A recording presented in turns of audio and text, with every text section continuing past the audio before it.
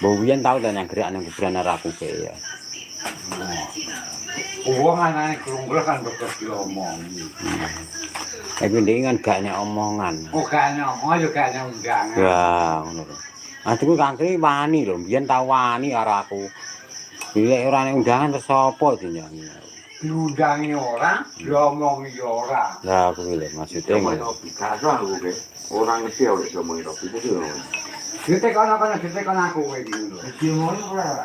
Ora ana omong ora ana undangan. Aku ora jawab siapa dhewe. Loh, Ora ngerti. Wong dhewe gak ngerti wis wae wong iki lho. Mas Tekone dikira Robi CRT lho Pak paling. Kowe gak dadi RT kono kuwi sampe larang ngono iki. Pas di RT Kowe gak dadi wis angka iki. Ini ganti suri saiki RT-ne Robi. wis larang. Wis gak dadi RT